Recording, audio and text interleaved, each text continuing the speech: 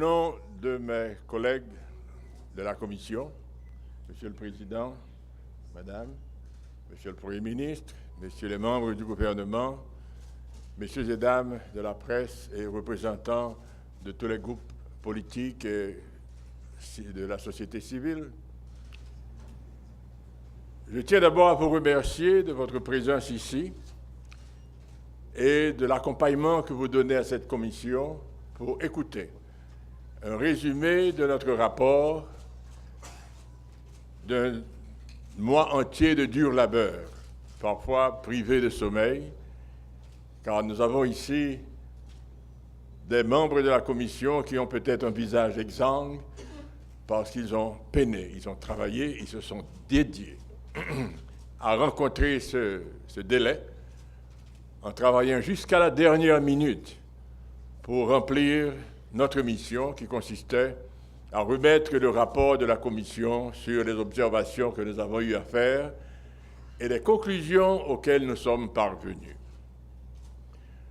Comme vous le savez, nous avons établi une méthodologie d'investigation scientifique mondialement reconnue et qui nous permettait d'évaluer le processus électoral tel qu'il s'est déroulé, à travers les procès-verbaux qui ont été acheminés au centre de tabulation.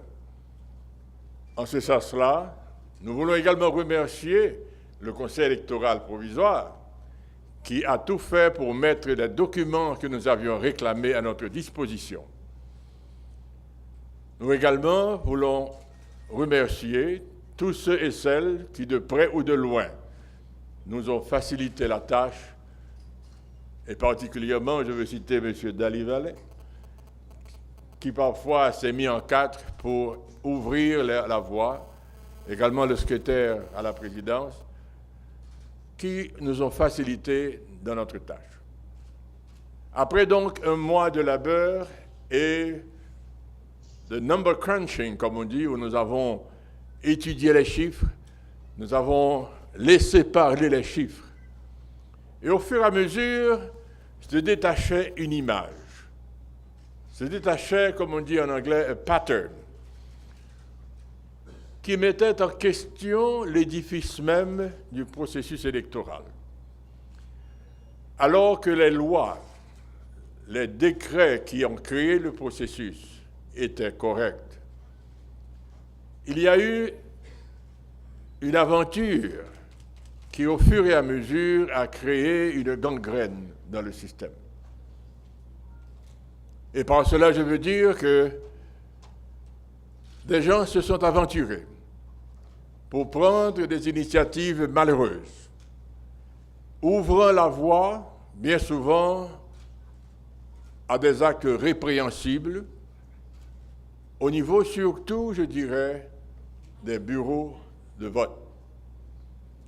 Car fondamentalement, c'est la conclusion à laquelle nous sommes parvenus, que le mal a commencé par là, non pas seulement à partir des bureaux de vote, mais au moins un peu plus haut, où l'adoption de la distribution de mandats de façon, je dirais, effrénée, a également ouvert la voie à une espèce de commerce de mandats d'accès, et cela se vendait, et cela s'échangeait, et cela s'appréciait apparemment.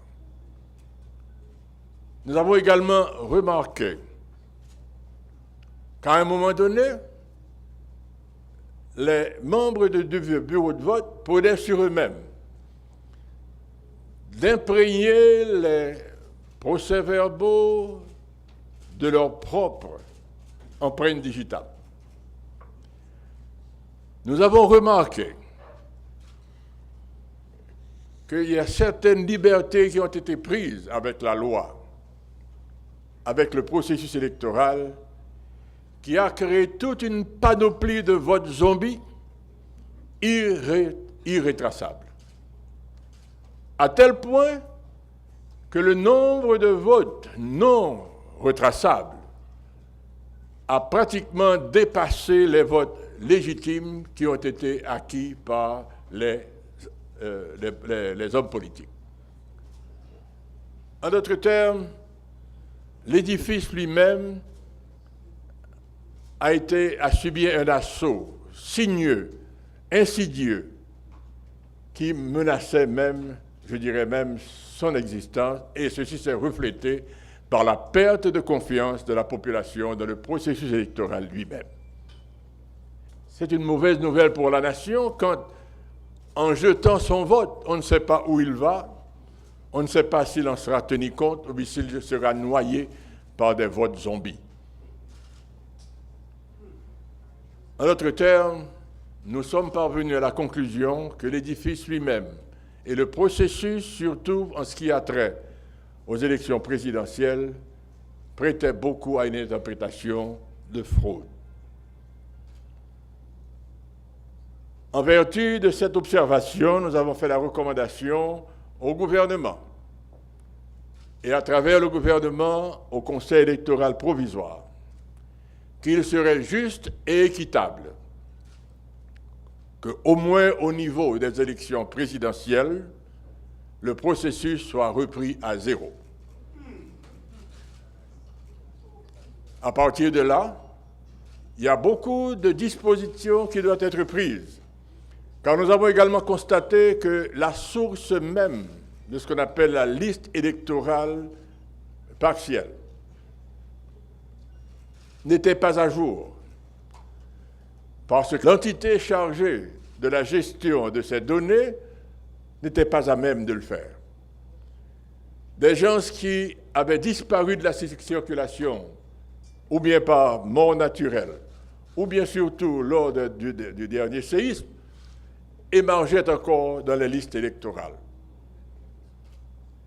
En plus de cela, nous avons également remarqué qu'il y avait eu un trafic de cartes de vote, de cartes de citoyens, vendables au plus offrant. Pourquoi? Parce que, encore une fois, l'entité qui était censée gérer ce genre de choses n'en avait pas les moyens, ils ont été pris dans un problème de logistique, et les cartes qui flottaient ont été appropriées par les gens qui n'y avaient pas droit. Donc ceci a donc créé toute une série de systèmes, je dirais, malsains, qui menaçaient même le processus électoral en soi.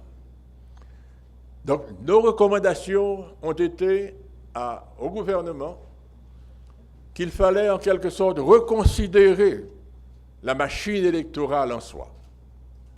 Et n'en déplaise aux partis politiques, nous avons pensé et nous avons recommandé que le choix même des membres de bureaux de vote soit fait de façon sereine et non pas nécessairement que les partis politiques désignent leurs membres comme membres du bureau de vote, car à notre avis, il y a là un potentiel de conflit d'intérêts. Une deuxième recommandation que nous avons faite, c'est que même dans le déroulement du processus électoral, que les choses se fassent de façon ouverte, de façon sereine et de façon transparente. À partir de ce moment-là, nous pensons que Haïti peut avoir encore une chance de se retrouver, de faire que l'Haïtien reprenne confiance dans son avenir et surtout de son droit de participation à la chose nationale. Nous espérons qu'avec le rapport que nous avons soumis, nous aurons jeté le pont pour rétablir la confiance entre les gouvernés et les gouvernants, entre le processus électoral et le votant, et qu'enfin Haïti puisse sortir du marasme dans lequel il est enfoncé depuis si longtemps. Je vous remercie, Monsieur le Président. Merci du défi que nous avons lancé, nous l'avons relevé à temps. Merci.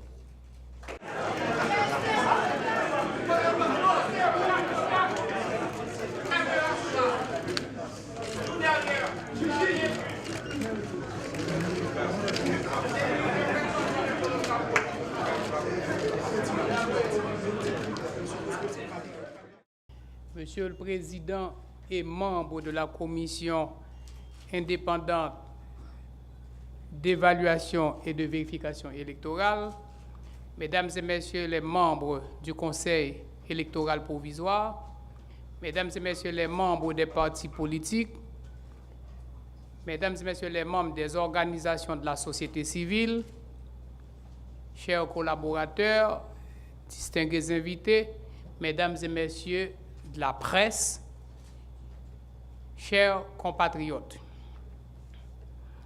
je vais commencer le discours avec 3 commentaires. Le premier, le pays ne peut faire les frais de replonger une nouvelle fois dans l'instabilité politique, dans le chaos et l'anarchie. Deuxièmement, le pays d'Haïti ne peut se permettre de faire les frais de se réveiller en 2017 sans avoir un président élu.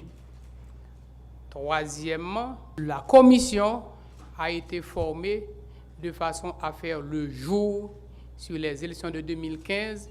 Il revient maintenant au Conseil électoral provisoire, comme c'est dit dans les thèmes de référence de cette commission, d'appliquer, s'il y a lieu, le cas échéant, les recommandations de la commission.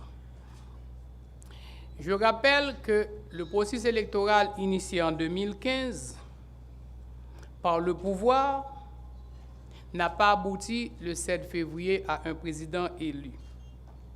Dès la publication des résultats en novembre, des voix se sont élevées pour dénoncer les irrégularités qui ont caractérisé ces élections et tous les acteurs politiques généralement quelconques avaient exigé la formation d'une commission de vérification des dites élections.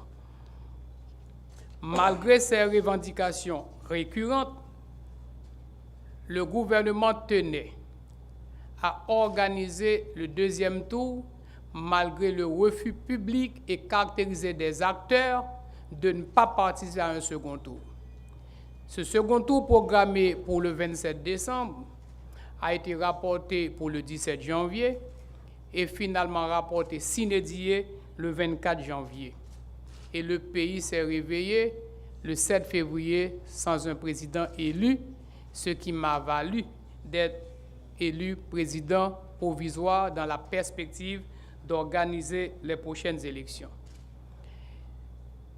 Ces reports étaient motivés par les dénonciations pour les irrégularités graves constatées dans le processus électoral, caractérisées par une absence de crédibilité et de fortes suspicions d'interférence du gouvernement dans le processus électoral. Fort de ceci, les acteurs avaient recommandé cette commission. Cette commission qui est formée aujourd'hui tire ses origines de 3 dispositions.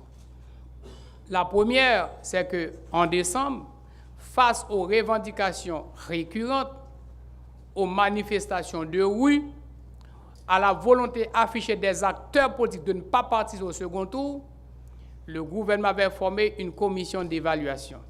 Et cette commission, dans ses conclusions, avait recommandé une vérification approfondie de certaines décisions prises par les BCEN. Ces recommandations n'ont pas été suivies des faits. À la signature de l'accord le 5 février, il était entendu que pour former un gouvernement provisoire, un gouvernement tout court, je devrais consulter tous les acteurs politiques généralement quelconques, y compris ceux représentés au Parlement et ceux non représentés, et aussi bien les acteurs de la société civile. Tous les acteurs généralement quelconques rencontrés, tous étaient unanimes à réclamer cette commission de vérification. Un deuxième élément, le Conseil électoral formé le 29 mars 2016, dès ses premières déclarations, avait clairement exprimé ses préoccupations face au blocage qu'il avait rencontré. Et ce blocage, le Conseil lui-même était dans l'incapacité de résoudre ce blocage. Il revenait alors au pouvoir exécutif, au chef de l'État, garant du bon fonctionnement des institutions, de prendre les décisions qui s'imposent. C'est ainsi, en regard de ces trois exigences, cette commission a été formée. Aujourd'hui, yon à qui nous avons dit, c'est 5 compatriotes qui ont accepté la double responsabilité en dépit de toutes les oppositions caractérisées quant à la formation de cette commission. Personne, et je dis personne, n'a eu à mettre en question l'intégrité, l'honnêteté et la crédibilité de ces 5 citoyens haïtiens. C'est le moment pour moi de leur dire que la nation leur est reconnaissante pour leur courage, leur ténacité, leur intégrité, leur disposition et leur engagement à travailler pour le pays. Monsieur Benoît, président de cette commission, mes chers compatriotes, membres de cette commission, au nom de la nation haïtienne, je vous dis merci. Et le moment, un jour viendra, où la nation témoignera publiquement de sa reconnaissance envers vous pour le travail accompli et pour votre disponibilité à travailler pour le bonheur de cette patrie qui nous est chère. Cette commission avait pour objectif de rétablir et garantir la crédibilité du processus électoral. Ce processus électoral ne peut pas se poursuivre sans la paix et la stabilité politique. Il revient maintenant aux acteurs politiques de jouer le jeu démocratique. À tous mes compatriotes qui avaient participé aux travaux d'élaboration des thèmes de référence, qui avaient signé ces thèmes de référence, qui avaient identifié et choisi ces compatriotes, ils s'étaient tous engagés à accepter les recommandations et les conclusions de cette commission.